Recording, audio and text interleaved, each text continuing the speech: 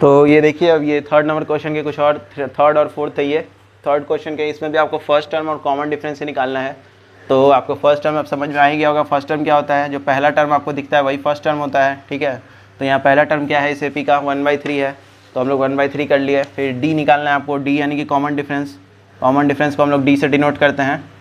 तो डी का आप फॉर्मूला जान चुके हैं, a2 - a1 लगा दीजिए, या फिर और भी होते हैं, आपको बताया गया था। या तो आप a3 - a2 लगा लीजिए, या a4 - a3 लगा लीजिए। मतलब कि बाद वाले टर्म में से पीछे वाले टर्म को आप सब्ट्रैक्ट करिएगा तो आपको मिल जाएगा कॉमन डिफरेंस। ये सब कॉमन डिफरेंस में आप यूज़ कर सकते हैं, बट हम लोग यहाँ पे यूज़ करेंगे a2 - a1।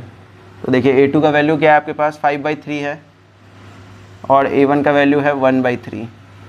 आप सब देखिए यहाँ पे एलसीएम सेम ही है पहले से, तो बस आपको फ्रैक्शन में लेना है इसको, बस फ्रैक्शन पे लिख लीजिए। नीचे 3 ही होगा, ऊपर क्या होगा 5 - 1। 5 में से 1 सब्ट्रैक्ट करिएगा तो बचेगा 4, तो हो गया 4/3। तो यही आपका कॉमन डिफरेंस है, और आपका आंसर भी ए आपको मिल गया यहाँ 1/3 फर्स्ट टर्म यानी कि ए।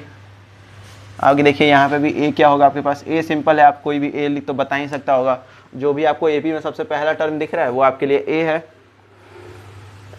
और फिर आपको डी निकालने के लिए क्या करना होता है, सेकेंड टर्म में से आप फर्स्ट टर्म को घटा सकते हैं, बस यही करना होता है आपको डी पता चल जाएगा। तो 5/2 - 2। और एक और बात ये आप लोग ध्यान में रखिएगा, अगर आपको एपी चेक करने को है, यहाँ पे आपको सिर्फ फर्स्ट टर्म और कॉमन डिफरेंस निकालना है, बट आगे के क्वेश्चंस में आपको एपी चेक करना होगा, तो उसमें कॉमन डिफरेंस का बहुत ज़्यादा रोल है, तो आपको ये निकालने आना चाहिए। तो आप लोग इस पर ज़्यादा ध्यान दीजिएगा, जैसे कि a2 - a1, a3 - a2, a4 - a3, यानी कि आगे वाले टर्म में से पीछे वाले टर्म को घटाना है, तो आपको कॉमन डिफरेंस मिल जाएगा। ये बहुत ज़्यादा यूज़ में आएगा। देखिए यहाँ पे इसका एलसीएम लेना है, या नीचे 2 और 1 है, तो आप क्या करिएगा, क्रॉस मल्टीप्लाई कर दीजिए। तो 1 से 5 में होगा तो 5 में 1 से करेंगे तो 5 होगा, -2 × 2 4 हो जाएगा, और नीचे क्या होगा 2 होगा, क्योंकि 2 × 1 2। अब देखिए 5 में से अगर आप 4 सब्ट्रैक्ट करिएगा तो क्या बचेगा 1, और नीचे है 2। तो यही आपका आंसर है। ये आपका कॉमन डिफरेंस था, यहाँ पे ये था। और ए तो आपको पता ही है, ए सिंपल है, आप कोई भी बता सकता है। ए फर्स्ट टर्म जो भी एपी का दिखे आपको वही ए है, ठीक है। और डी मतलब कि कॉमन डिफरेंस, डी निकालने का फॉर्मूला आपने सिंपल देखा, a2 - a1। तो यही आप ध्यान में रखिए अभी।